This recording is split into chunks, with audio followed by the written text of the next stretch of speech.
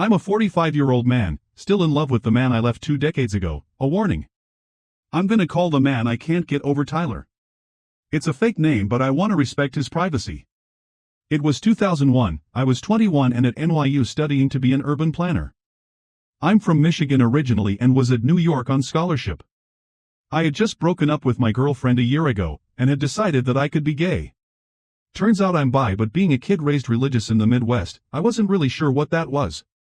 But either way, I started going, alone, to a couple gay bars. One night, fall semester of my junior year, not too long after September 11th actually, I met Tyler at a bar. I had never seen a man like him before. I guess you could say he was a twink, and he was dressed like one, and had makeup on. We talked and he coaxed me into dancing, and with some liquid courage I kissed him. It was the first time I had ever kissed another man. And I loved it. We made out at the bar and made plans to see each other again soon. We had our first date a few days later. Now I've always been a sorta man's man, I guess you could say, and what was so nice about Tyler is that he knew that right away I could tell, and he played into it.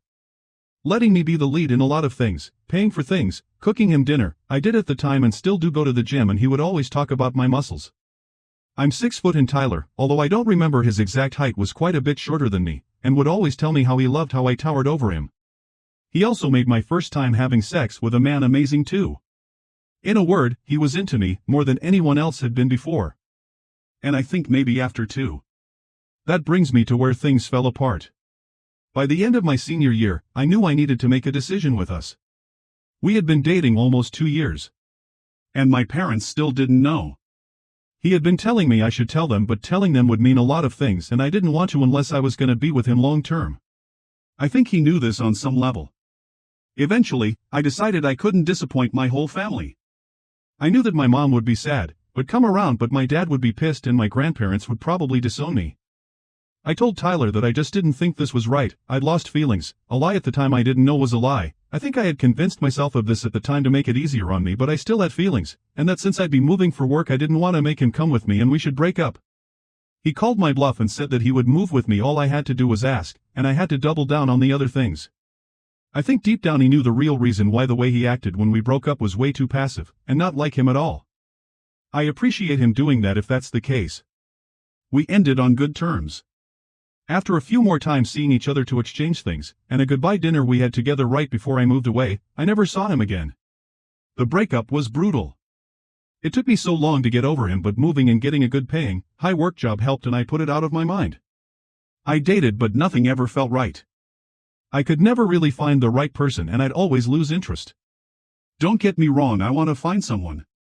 But I just don't seem to be able. I want to be in love, I want to take care of someone and make them feel special. There just doesn't seem to be anyone right for me, or the ones that aren't into me.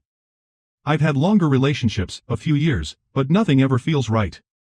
About a year ago, as I was moving into my new house, first big house I've ever had, personal office and everything, I've always lived below my means until my debts were paid, I picked up some boxes I was keeping at my parents' house. Inside one was an envelope filled with some pictures of me and Tyler. There were only 13 in all, but they were the ones I couldn't bring myself to throw out. Everything else he had given me I tossed eventually. It broke me. Since that day a year ago, there hasn't been a single day that goes by where I don't think about him. I see him in dreams, I cry every night at home. I don't think I ever got over that breakup. I just stopped thinking about it.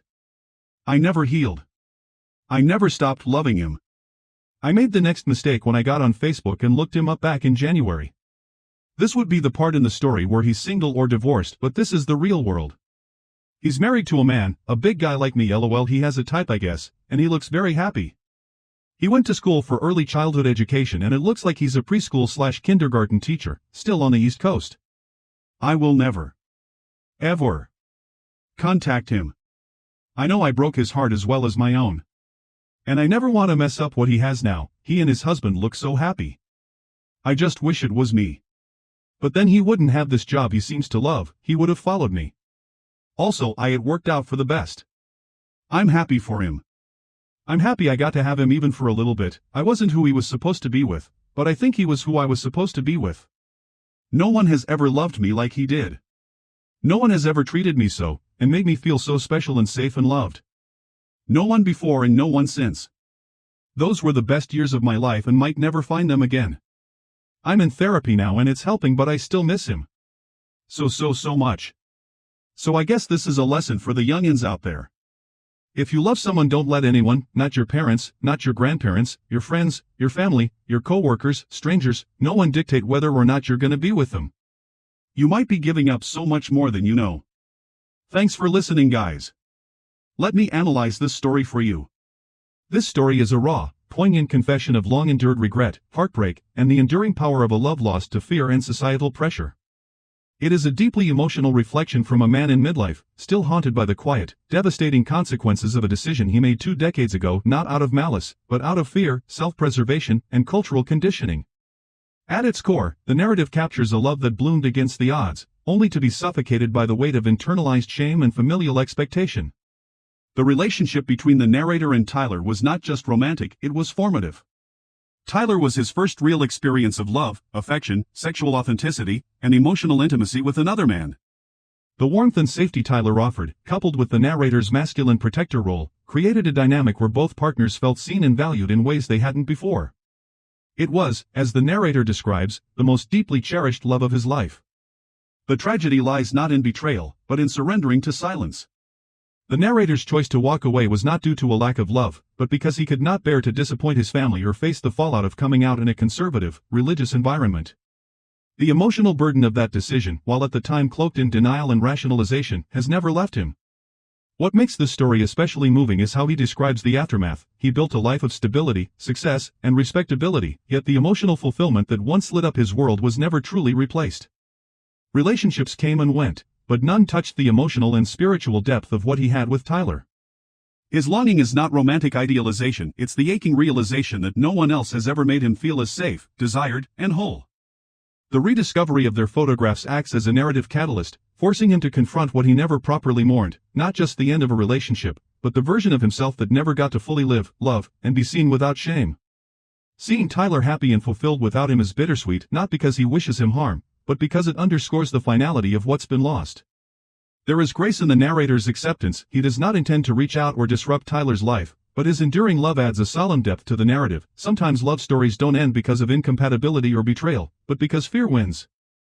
Ultimately, this story is a warning, yes, but more than that, it is a testament to how deeply our early loves can shape us and how the consequences of denying ourselves the truth can echo across decades.